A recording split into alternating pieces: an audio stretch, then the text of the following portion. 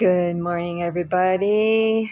I don't even know what day this is. I think it's Wednesday now. Yeah, I think it's Wednesday. I'm not too sure. As you can see, I am not out doing my morning walk. I did do my morning walk, though. I'm quite proud of. Unfortunately, yeah, I wound up taking myself to the hospital on Monday. Enough was enough. After I did my video on Sunday, I wound up having a rough night on Sunday night. Not too good at all. Basically, pretty much right back where I started, and lost the weight again and so forth. And I woke up Monday morning and said, enough is enough. I need to go get some answers. So I took myself to the hospital, and as you can see, this is where I am at right now. So I figure I'd just check and let you all know I am still alive and so forth. We're still doing some tests and so forth, getting to the bottom of a lot of things.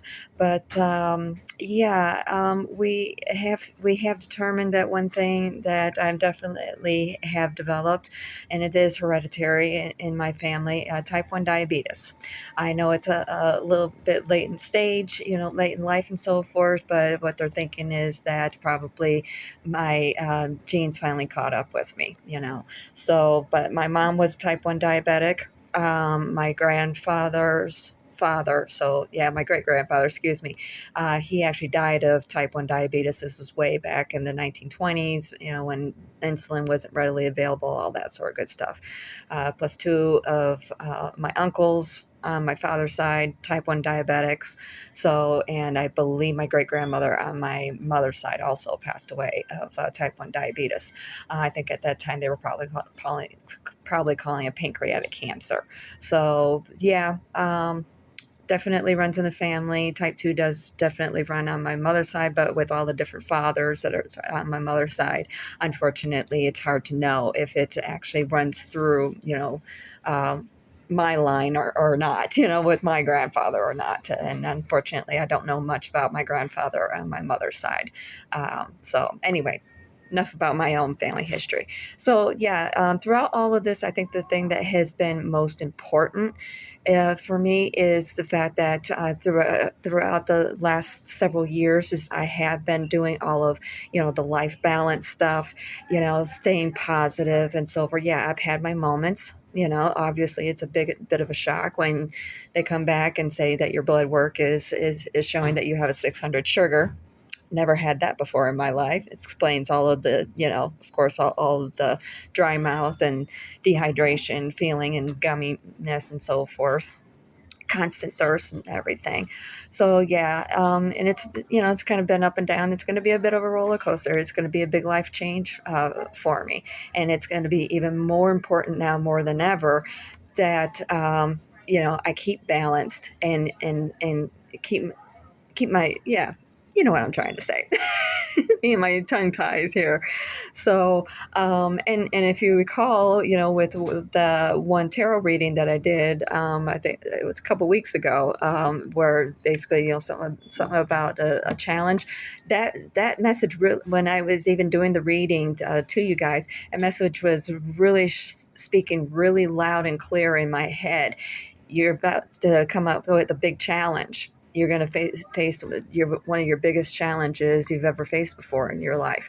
And sure enough, here I am. I'd have to say, definitely, this is definitely one of my biggest challenges I know I'm having to be facing in my life, aside from, losing my mom. That, to me, has always been my biggest challenge.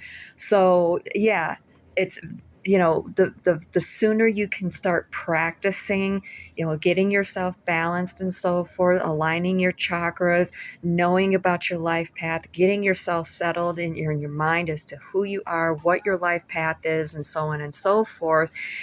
Not only will it benefit society and the planet, it will also, of course, benefit you, especially in times of crises like this. Basically, yeah, I do know now definitely what I had been feeling all along throughout the last couple of weeks is the fact that, yeah, I was heading towards death's door, and I know that now, most definitely. So it's to me, yeah, it's been very challenging these last couple of days while I've been here in the hospital.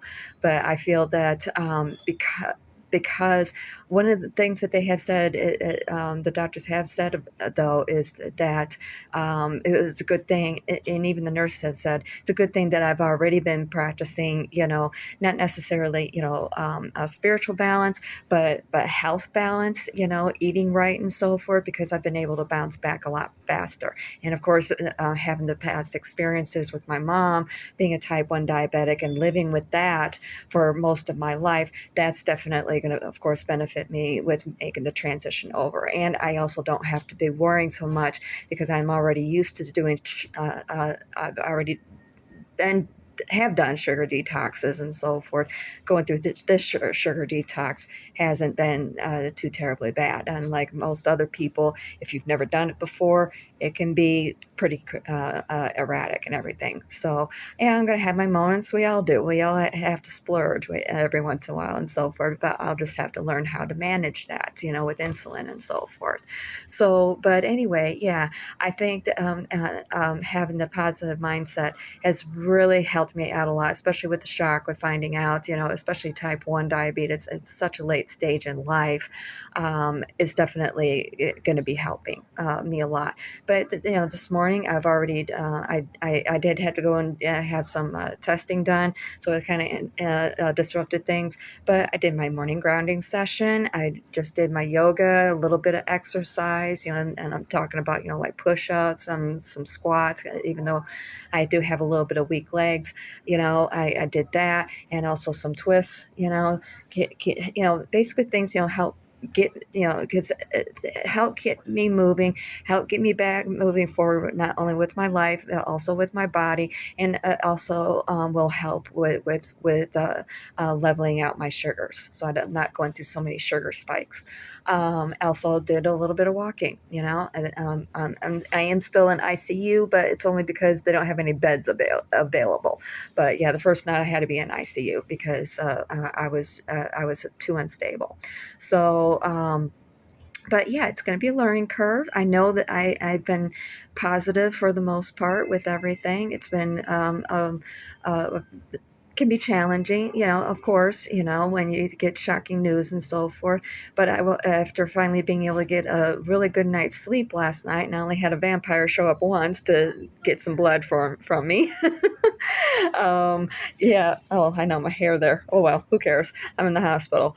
Um, but but anyway, yeah.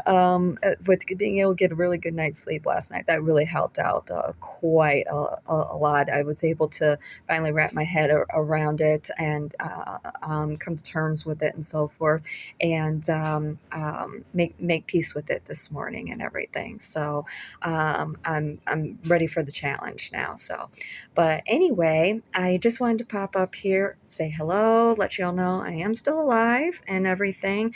Had a few spiritual opportunities too this morning, so definitely send some positivity and light and love and so forth this way, not just for me, but everybody else who's here as well. Okay, I really do appreciate you guys. Bear with me.